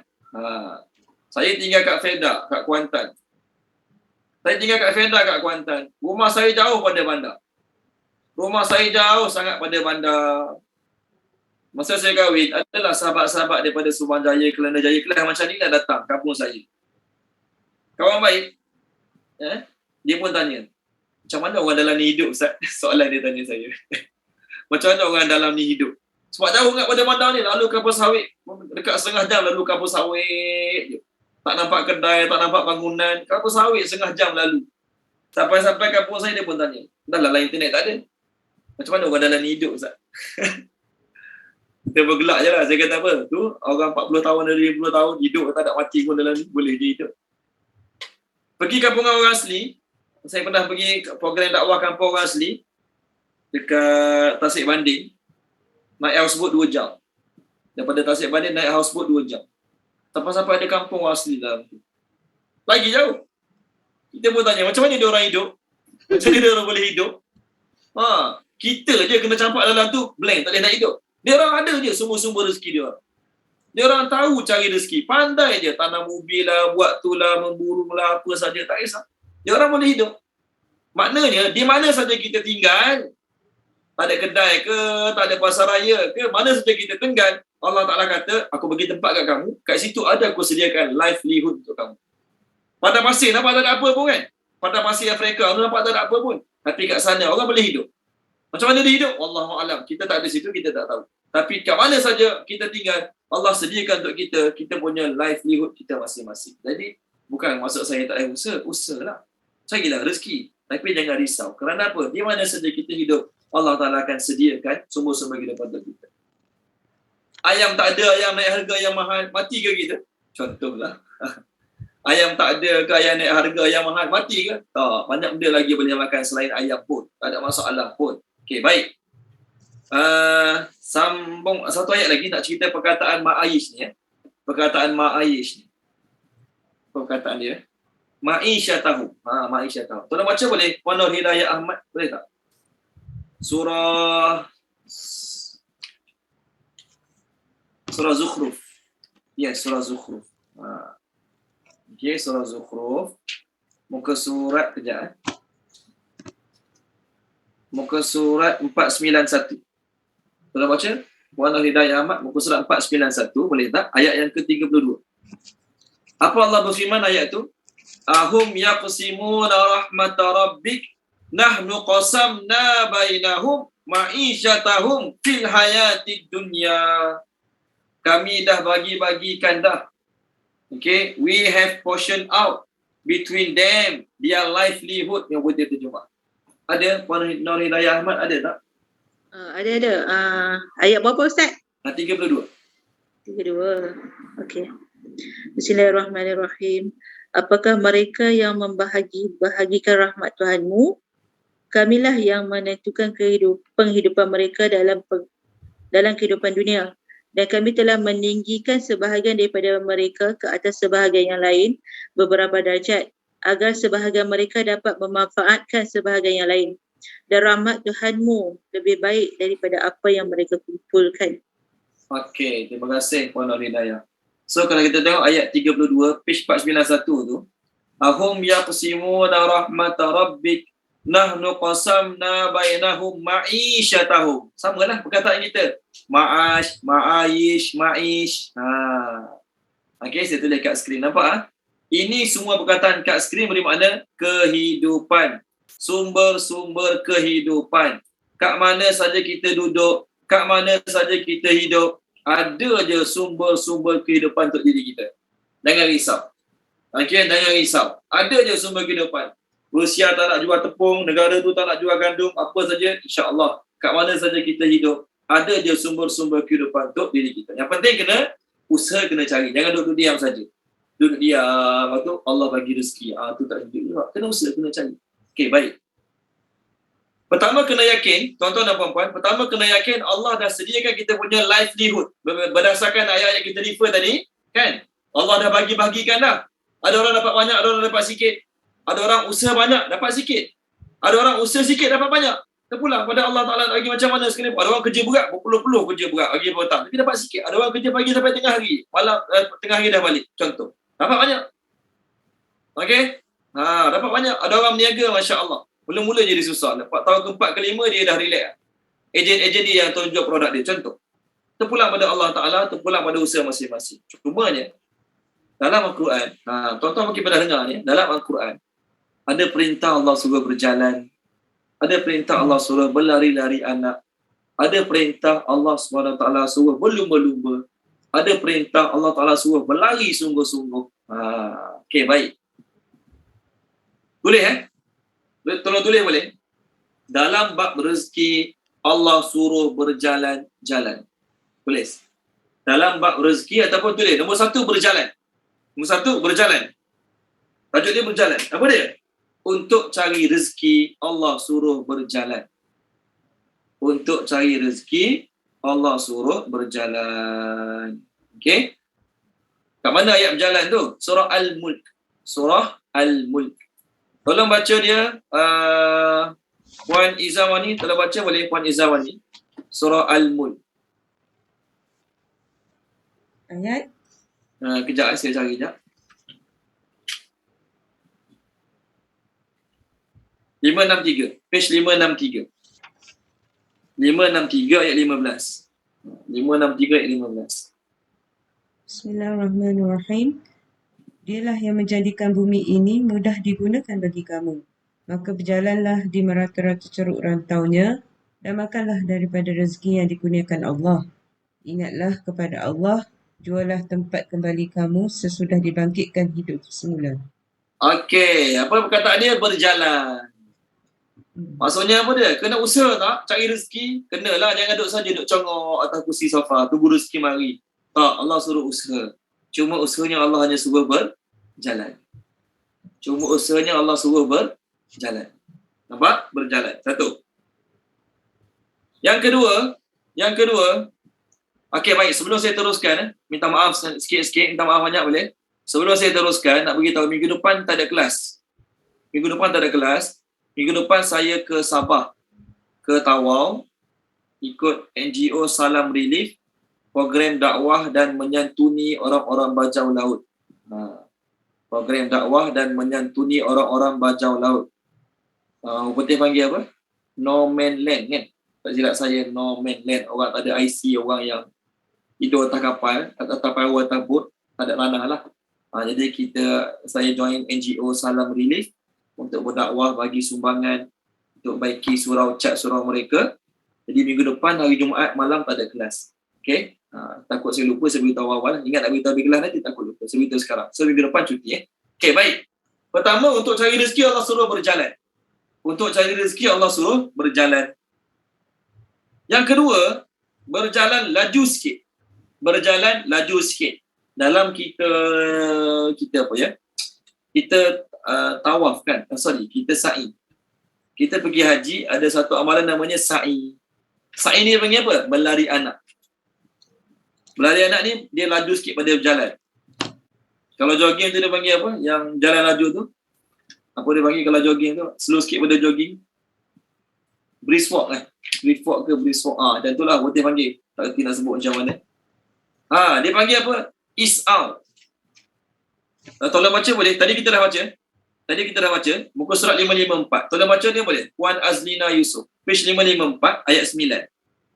Ayat ni kita dah refer dah ayat ni. Kita refer pasal hari Jumaat tadi. Muka surat 554 ayat 9 ayat atas sekali. 554 Ustaz. Ya, page 554 ayat 9. 554 ayat 9. Auzubillah minasyaitonirrajim. Wahai orang yang beriman, apabila dilaungkan seruan azan untuk mengerjakan solat pada hari Jumaat, maka bersegeralah kamu pergi, iaitu ke masjid untuk mengingati Allah, iaitu dengan mengerjakan solat Jumaat, dan tinggalkanlah berjual beli, iaitu pada saat itu yang demikian adalah baik bagi kamu jika kamu mengetahui, iaitu hakikat yang sebenar. Bila dengar azan, masa tu bukan jalan lenggang-lenggang lenggok macam Cik Haji Pasar lagi. Dia dengar azan, kena berjalan laju macam kita sa'i. Kan masa kita sa'i kan, sa'i tu orang panggil apa? Berlari-lari anak.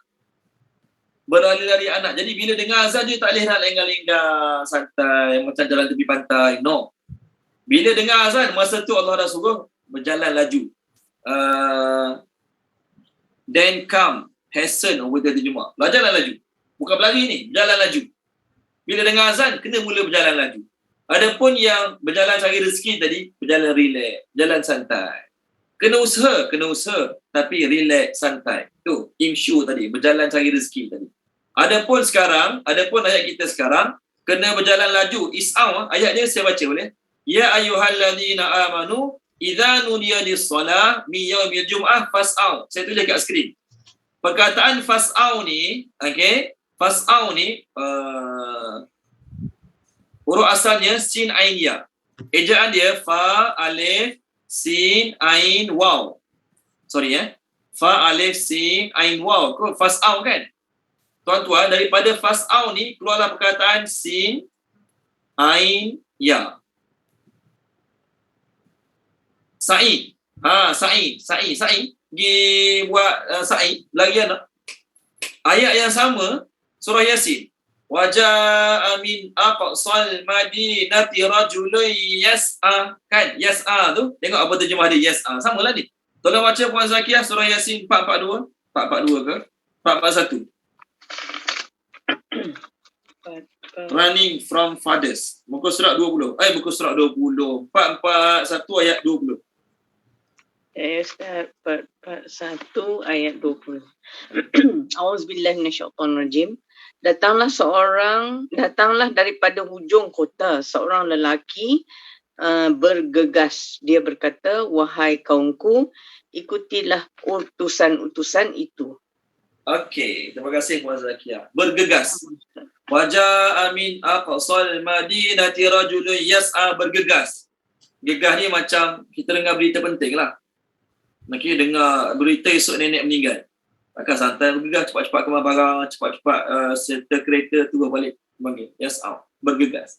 Okey, jadi lagi lajulah pada yang berjalan tadi. Yang ketiga, bersegera. Bersegera ni apa dia? Bersegera. Okey, tulis tajuk pertama kita tadi berjalan. Lepas tu bergegas ataupun berlari-lari anak tadilah untuk semayang. Yang ketiga bersegera. Bersegera ni apa dia?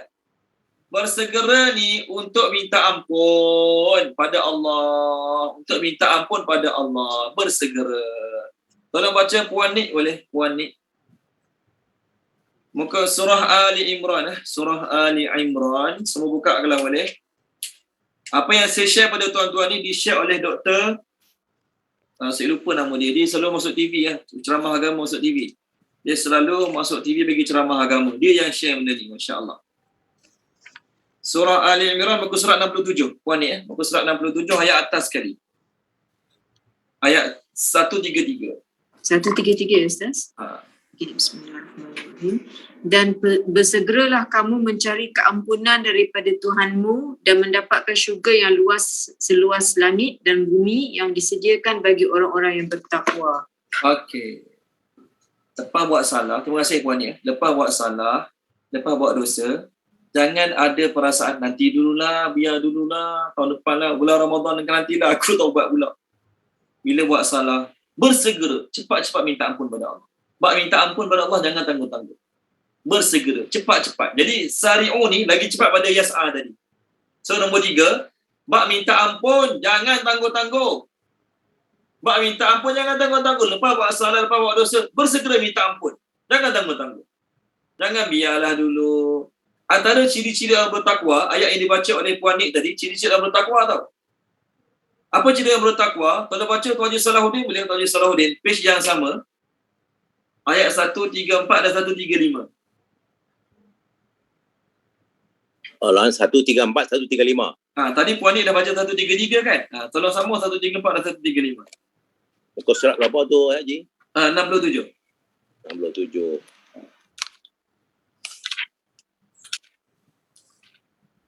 Empat 135. Ya. Iaitu orang yang berinfak baik di waktu lapang maupun sempit dan orang-orang yang menahan amarahnya dan memaafkan kesalahan orang lain. Dan Allah mencintai orang yang berbuat kebaikan. Terus? Dan juga orang-orang yang apabila mengerjakan perbuatan keji atau menzalimi diri sendiri, segera mengingati Allah, lalu memohon keampunan atas dosa-dosanya, dan siapa lagi yang dapat mengampuni dosa-dosa selain Allah. Dan mereka tidak meneruskan perbuatan dosa itu sedang mereka mengetahui. Okey, terima kasih Tuan Haji Salahuddin. Tengok, orang yang buat dosa, menzalimi diri mereka, mereka segera mengingati Allah. Mereka segera mengingati Allah. Lepas buat dosa tak tangguh-tangguh, tunggu Ramadan ke, okey, tunggu Ramadan ke, tunggu esok lusa ke, tak ada. Lepas buat salah, terus segera ingat Allah. Segera ingat Allah, apa buat? Terus taubat minta ampun pada Allah Subhanahu Wa Taala. Itu ciri-ciri orang bertakwa. Jadi bab minta ampun, lepas buat salah, bukan saja dengan Allah, dengan mak ayah, dengan pasangan, dengan jiran-jiran, segera minta maaf. Bab minta maaf, minta ampun ni kena segera. Dia kena lagi cepat pada berjalan tadi. Kena lagi cepat pada sa'i ataupun berlarian. Yang ke berapa dah tadi? Berjalan, sa'i. Nombor 2, nombor 3 bersegera. Nombor 4, berlumba-lumba. Nombor 4, berlumba-lumba. Berlumba-lumba ni, apa Allah suruh berlumba-lumba? Buat baik. Tengok muka surat 116. Muka surat 116 ya. Tolong baca dia. Puan Nur Zakiyah tolong baca boleh? Puan Nur Zakiyah. Muka surat 116 ayat 48. Ayat tu panjang. Baca je lah boleh. Ayat 48 tu ada satu perkataan fastabiqul khairat. Dekat Syah Alam. Surat berapa tadi? 116. 116. Muka surat 116. Ayat 48. Saya nak dengar perkataan terjemah berlumba-lumba. Perkataan berlumba-lumba tu saya nak. Tolong baca Puan Zakiyah. Ayat 48 ya. Ya. Okey. Auzubillahi minasyaitonirrajim. Dan kami telah menurunkan kitab Al-Quran kepadamu Muhammad dengan membawa kebenaran, yang membenarkan kitab-kitab yang diturunkan sebelumnya dan menjaganya. Maka putuskanlah perkara mereka mengikut apa yang diturunkan, Maka putuskanlah perkara mereka mengikut apa yang diturunkan Allah, dan janganlah engkau ikut hawa nafsu mereka dengan meninggalkan kebenaran yang telah datang kepadamu. Untuk setiap umat di antara kamu, kami berikan aturan dan jalan yang terang. Kalau Allah menghendaki, nescaya kamu dijadikannya satu umat sahaja. Tetapi Allah hendak mengujimu terhadap kurniaan yang telah diberikannya kepadamu, maka berlumba-lumbalah melakukan kebaikan.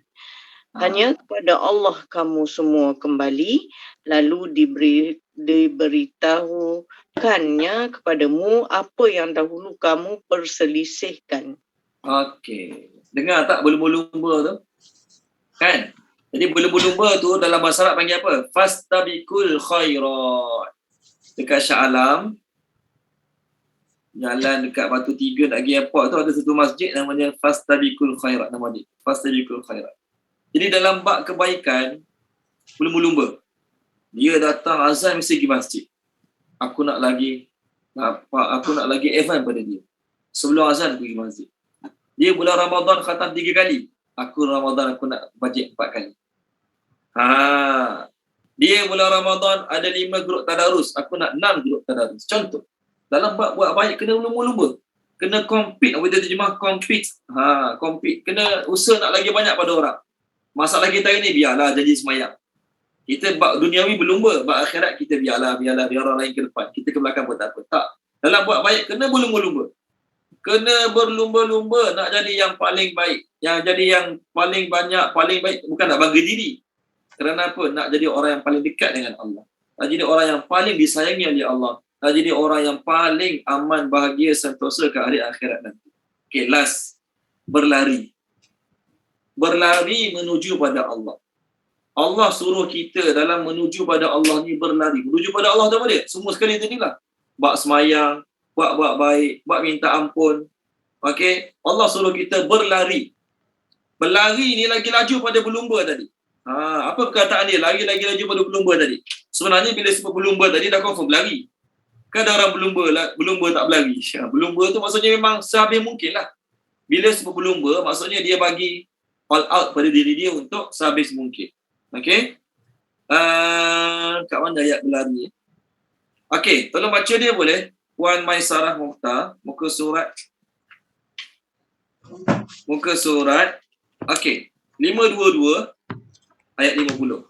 Ni last 522 ayat 50. Page 522 ayat yang ke-50. Allah sebut fafirru ilallah. 50 Ya, 50. Maka segeralah kembali kepada mentaati Allah. Sungguh aku seorang pemberi peringatan yang jelas dari Allah untukmu. Okey, Puan Maisarah punya terjemah segeralah kembali, betul kan? Segeralah kembali. Okey, ada tak orang yang punya terjemah lain pada segeralah kembali? Ada tak siapa-siapa? Page 522 ayat 50 ni. Puan Maisarah punya terjemah segeralah kembali. Tak salah. Tapi ada perkataan lagi tepat pada itu. Ada tak? Yang lain sikit terjemah daripada segeralah kembali. Ada? Ke sama je semua? Sama Ustaz, tapi kalau yang saya punya Quran ni dia ada buka kurungan dengan tutup kurungan, dia menyatakan dengan bertaubat dan taat. Dengan bertaubat dan taat. Okey, betul. Tak salah makna ni betul. Tapi saya nak terjemah yang lagi tepat. Okey, baik. Tak apa. Tak ada masalah. Bersegeralah kembali pun betul. Dalam bahasa Inggeris, tahu tak ada terjemah apa dia? Flee. F-L-E-E. Apa terjemah flee? Flee to Allah. Apa makna flee? Saya baru menggoogle-nya tadi. Saya baru menggoogle makna flee. Tengok kat skrin. Makna flee ialah, tengok flee. Makna flee ialah, hilang, sorry. Semula sekejap. Ada tadi. Ada ni? Ada nampak makna flee? Ada Ustaz. Ada. Saya hilang kat saya. Ada Ustaz, lari segera tadi. Ada. Okay, flee. Apa flee bahasa Inggeris kat skrin? Run away from a place or situation of danger. Melarikan diri daripada tempat ataupun situasi yang bahaya. Itu maksud flee. Tuan-tuan, lari berlumba lari dengan lari kena kejar dengan harimau. Sama ke tak sama? Tak sama. Masuk lumba lari 1000 meter, contohlah dia masuk lumba lari 1000 meter, lepas 600 meter saya tak larat dah. Tak larat, penat pun tak larat dah. Biarlah kalah-kalah, tahun depan cuba lagi. Betul kan? Masuk lumba lari 1000 meter, lepas 600 meter saya tak larat dah. Biarlah, mengalah je lah, tahun depan cuba lagi betul-betul. Tak apa ke? Tak apa. Saya cuma tak dapat hadiah. Saya tak adalah kena hukum penjara ke, kena sebat ke, tak ada apa. Tak dapat hadiah je lah. Saya masih boleh hidup. Betul kan? Tapi kalau lari kena kejar dengan harimau, kena kejar dengan singa, lari, tak apalah, biar je dah dulu, mengalah je lah sekejap. Lari kena kejar dengan harimau, lari kena kejar dengan singa, boleh berhenti tak? Tak. Selagi kita tak selamat, selagi tu tak flee. Sebab tu, terjemah kembali apa semua tadi, saya tak kata salah. Cuma yang paling tepat, fafirru maksudnya, lari sepenuh hati. Lari sepenuh hati macam mana lari daripada bahaya. Macam mana keadaan kita bila lari pada bahaya? Macam mana keadaan kita bila lari daripada, kita pergi satu pasaraya, boom dengan bunyi bom. Macam mana kita lari masa tu? Tinggal habis dah benda lain ni. Beg duit ke, telefon ke, beli mah masa tu, mah pun tinggal juga contohlah. Okay, mah murah tu beli banyak, sekilo beli mah murah. Boom, meletup pasaraya, habis tinggal semua sekali. Janji aku selamat. Jadi melari yang suasana bahaya tu, namanya flee bahasa Inggeris, bahasa Arab sebut fafirru. Jangan pandang-pandang belakang lagi dah. Maksudnya kalau aku berhenti, habis. Aku berhenti, habis hidup aku. So, Allah suruh kita berlari menuju Allah ni bila? Any setiap masa. Tak boleh ada perasaan cukup ni. Tak boleh. Nampak? Ni ditulis oleh, saya lupa nama orang yang susun ni. Masya Allah. Bagus dia punya penerangan ni. Ada Allah suruh berjalan, ada Allah suruh berlumba, ada Allah suruh segera, ada Allah suruh berlari, ada suruh lari gila-gila punya. Okay. Jadi flee ni bahasa Melayu tak terjemah apa sesuai. Flee ni bahasa Melayu tak terjemah apa sesuai. Bersegera, bolehlah bersegera. Tapi makna bersegera tu dia tak masuk macam lari kena kejar dengan harimau tadi. Okay. Nak panggil apa ni? Berlari macam lipat kudung. Boleh ke? Tak sesuai juga tu, lagi pelik lah. Okay, baik. Jelas Jadi ada benda kita kena berjalan. Maksud berjalan tu usaha lah. Bab duniawi kena usaha. Tapi dalam bab ukhrawi, bab minta ampun, bab buat kebaikan, okey? Kena usaha gila-gila. Saya tertinggal satu hadis tadi, maafkan saya. Mengenai livelihood. Baru ni 2 tahun lepas kita kena PKP. Ramai orang yang terjejas sumber pendapatan. Betul kan? Orang buka kedai makan, travel agency lagi. Kesian travel agency, Masya Allah. Tafiz-tafiz, kesian kena tutup. Ustaz-ustaz yang sebelum ni, kerja dia full time mengajar ngaji rumah ke rumah. PKP tak boleh keluar rumah macam mana. Masa tu baru nak mula online, bukan semua orang boleh online. Bukan semua budak boleh ajar online. Bukan senang nak ajar budak-budak online. Okay? Jadi ramai orang lah terjejas sumber pendapatannya masa PKP ni. Betul kan? Maka, satu hadis ni sangat bagus untuk memotivasikan kita semua. Kita mungkin ada anak menantu yang terkesan dengan PKP, saya share hadis ni. Untuk saya sekali lah. Okay? Tafiz saya pun terjejah juga PKP ni, tafiz saya. Tapi mujurlah kami, ustaz-ustaz ni ambil zakat, bolehlah survive dengan zakat orang ramai, Masya Allah. Okay? Saya ambil zakat Selangor. Jadi masa bulan Ramadan baru ni, orang bayar zakat, dapatlah bahagian untuk tafiz ambil. Masya Allah. Survive dengan duit zakat. Nah, harap yuran budak. Masa PKP, kelas online, bukan semua budak bayar yuran. Ayah dia orang pun terjejah juga dengan pendapatannya. Macam mana nak paksa bayar yuran? Okay, ni hadis yang sangat baik untuk kita semua ni. Hadis ini diriwayatkan oleh Imam Ahmad daripada Habbah dan juga Sawak bin Khalid. Nampak kat skrin? Jelas ke? Takut kecil saya share ni. Nampak kot? Keduanya berkata,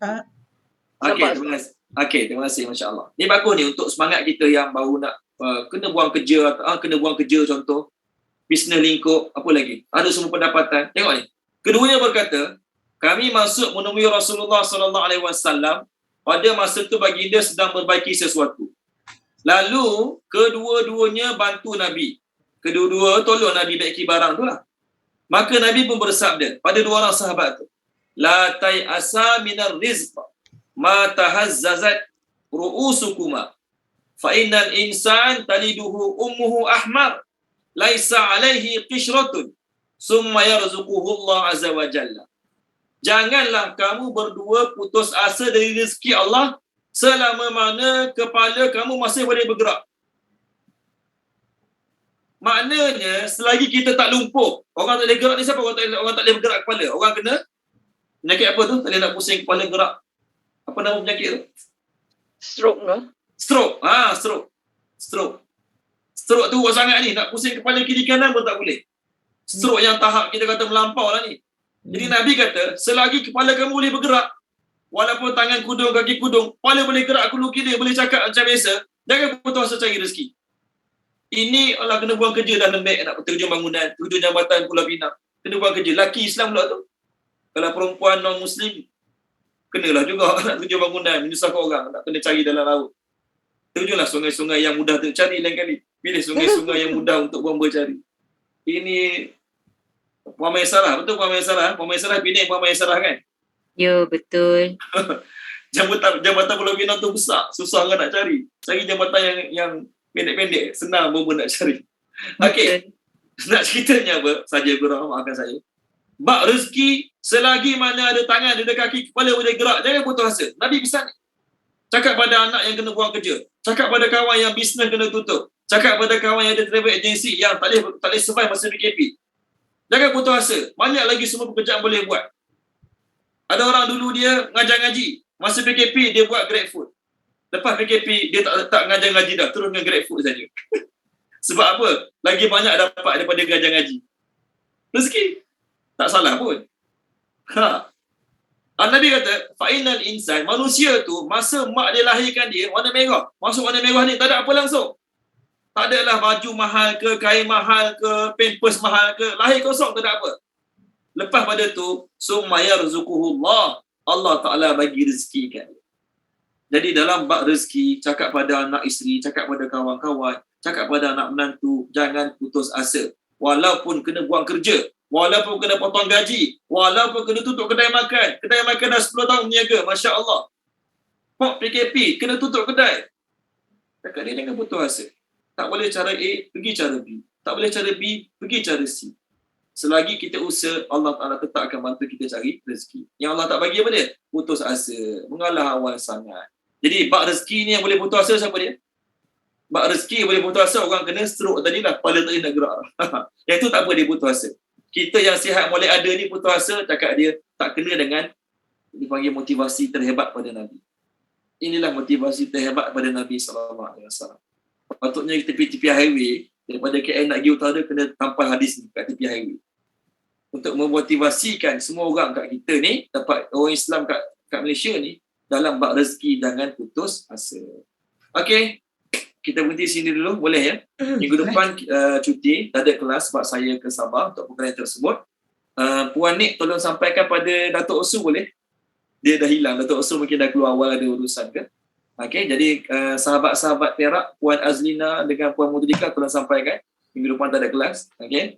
Puan Izamani tolong sampaikan pada kawan-kawan. Tuan Haji Salahuddin. Okey, minggu depan kita cuti insya-Allah. Kita jumpa lagi minggu seterusnya. Apa yang baik pada Allah Subhanahu Wa Taala, apa yang tak baik daripada kekurangan kelemahan saya, minta maaf pada tuan-tuan, minta ampun pada Allah Subhanahu Wa Taala. Bismillahirrahmanirrahim. Subhanallah wa bihamdi. Subhanakallahumma bihamdika. Asyhadu an la ilaha illa anta astaghfiruka wa atubu ilaik. Allahumma zayyinna bi zinatil Qur'an wa akrimna bi karamatil Qur'an. Musharrifna bi syarafatil Qur'an wa adkhilna al-jannata bi syafa'atil Qur'an ya dzal fadli wal ihsan. Allahumma inna nas'aluka ilman nafi'a wa rizqan wasi'a wa rizqan mubarakan amalan mutaqabbala. Allahumma anfa'na bima 'allamtana wa 'allimna ma yanfa'una wa zidna ilma walhamdulillahi rabbil alamin. Amin. Puan Salma tolong sampaikan Tuan Haji Ishak boleh ya? Puan Salma. InsyaAllah. Okey, terima kasih. Assalamualaikum Ustaz. Waalaikumsalam warahmatullahi Terima kasih Ustaz. wabarakatuh. Assalamualaikum. Kira-kira sama-sama juga.